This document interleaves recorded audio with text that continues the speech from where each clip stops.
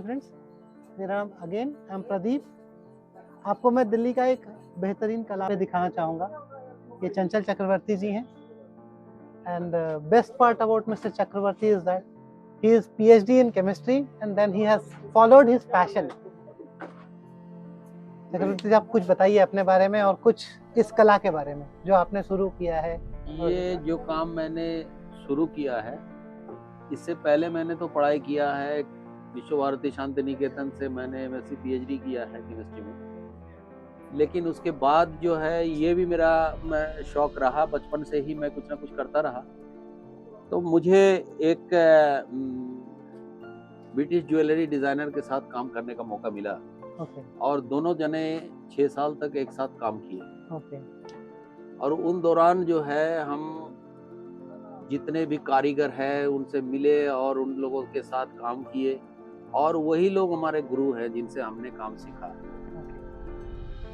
और फिर एक दिन मैंने अपना बैठ करके हम कुछ ना कुछ बनाते थे, लेकिन हमारे पास उन दिनों में पैसे नहीं थे कि मैं कहीं लेकर के इकट्ठा बहुत सारा सामान और इस तरीके से प्रदर्शनी में आ जाऊं। तो मैं DC हैंडीक्राफ्ट्स के पास पहुंचा कि हमें एक आई कार्ड बनाना है। और उन लोगों ने बोला बन जाएगा, लेकिन आपको काम दिखाना पड़ेगा। तो वो हमारे यहाँ आए और देखे, मैं काम करके दिखाया और हमारा कार्ड बन गया। जब हमारा कार्ड बन गया तो हमारे पास पैसे नहीं थे, तो हमने अपना बैंक में पहुंचा, मैनेजर से बोला कि हमें पैसे चाहिए। मैनेजर ने बोला क्या है आपके पास? मैंने बोला मेरे पास कुछ भी नहीं है।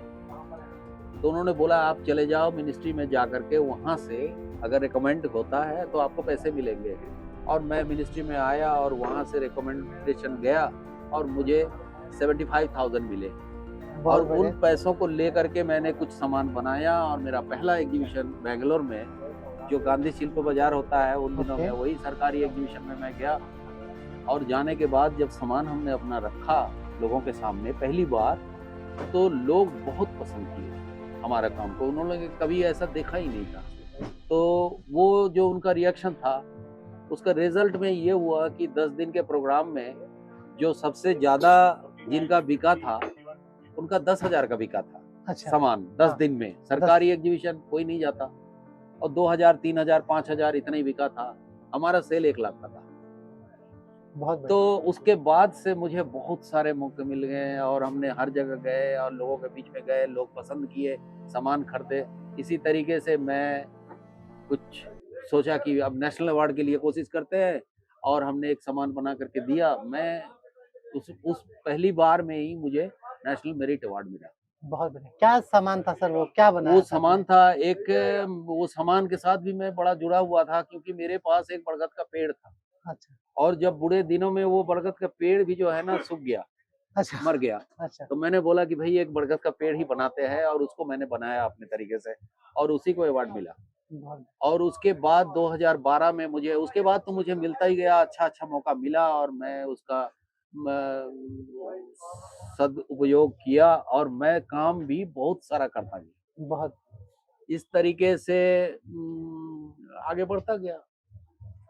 तो ये जो आपका लेटेस्ट है, if I talk about a बरगद बिहाइंड यू, ये बरगद है या क्या, कौन सा? देखिए, ये हर चीज, हर जितना भी प्रोडक्ट हमने बनाया, उसके हर एक के पीछे एक कहानी है। अच्छा। ये जो पेड़ आप देखते हैं, ये पहली बार हम इतना बड़ा पेड़ नहीं बनाए।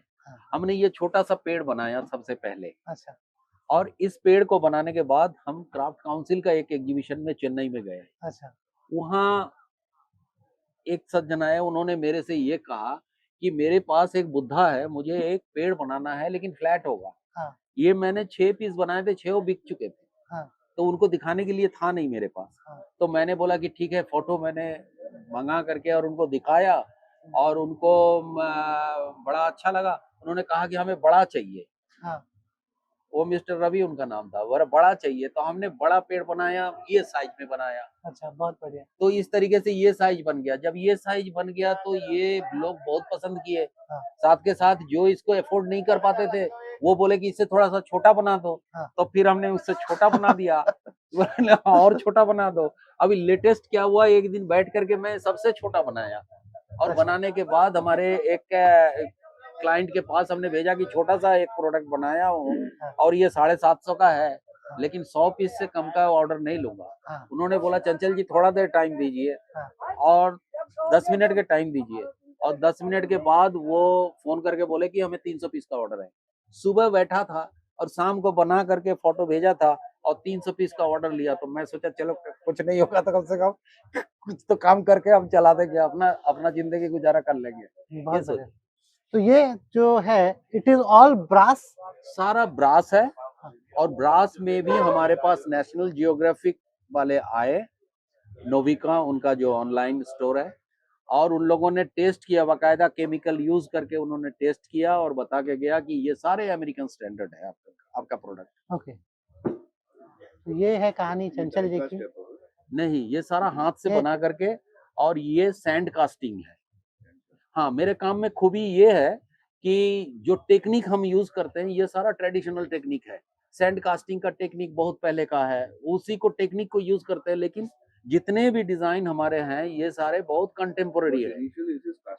Casting, sand casting. हाँ, उसके बाद अपने हाथ की हाँ, हाँ, कलाकारी। उसके बाद जो है उसका नहीं, पहले तो हाथ से बना के फिर उसका टेक्सचर कास्टिंग। जो क्रिएट किया गया बड़ा अनकॉमन है। हाँ, ये सब हाथ से किया गया। ये पहले जो है ओरिजिनल टेक्सचर को लेके उसको फिर डेवलप करके, जैसे मोल्ड लेके, वो कई स्टेजेस में धीरे धीरे। मैकेनिकल ड्राइंग पहले बनती थी, एक ड्राइंग बनाया जाता है। ऐसा हमने कभी ड्राइंग बना करके इस तरीके से काम नहीं किया। जो भी ड्राइंग बना मेरे माइंड में ही बना, और उसी को मैंने उसी तरीके से बैठ करके काम किया। मतलब ऐसा कोई नहीं कि कुछ स्केच किया या कंप्यूटर में कुछ किया, ऐसा नहीं। हमने जो भी माइंड में आया बस हाथ से बनाया, और उसके बाद उसी को जो है कास्टिंग करके, और फिर इसमें बहुत सारे वेल्डिंग है हमारे काम में। अच्छा। हाँ, बहुत वेल्डिंग करने पड़ते बारीक वेल्डिंग, तो वो भी हम उसका वेल्डिंग और फिनिशिंग भी जिस तरीके से ज्वेलरी होता है उसी तरीके से हम करते हैं। तो इसको सेकंड जनरेशन को भी कोई कर रहा है आपके यहाँ पे? देखिए, मेरे से ये कहा गया, लोगों ने कहा कि, और अच्छे लोगों ने कहा कि आप मेरे वाइफ को क्यों नहीं सिखा देते, वो बहुत पैसे वाले हैं, अफोर्ड कर सकते हैं। तो मैंने कहा मैं उनके लिए नहीं हूँ जो आर्ट कॉलेज में या डिजाइन स्कूल में जा सकते हैं। हमारे जो गरीब जो नहीं जा सकते उनको सिखाएं तो उनके रोजी रोटी चले। मेरा कोशिश यही होता है। मेरे साथ बहुत सारे ऐसे लोग हैं जिनको हमने काम सिखाया है और मेरे साथ काम करते हैं, पूरा टीम है, और वो सारे बहुत गरीब है। मतलब कहाँ पे, मतलब आपकी जो टीम बैठती है वो कहाँ बैठती है? ये अभी हम पहले दिल्ली में ही काम करते थे, हम रहते दिल्ली में हैं, लेकिन अभी गुड़गांव में हमने अपना एक फैक्ट्री, हाँ, छोटा सा कारखाना बनाया, और वहाँ पे जो है सारे लोग बैठ करके हम लोग एक परिवार की तरह काम करते हैं। चलिए चंचल साहब, मैं आपसे जरूर मिलूंगा आपके गुड़गांव वाली फैक्ट्री में। नाइस मीटिंग, नमस्ते सर, थैंक यू।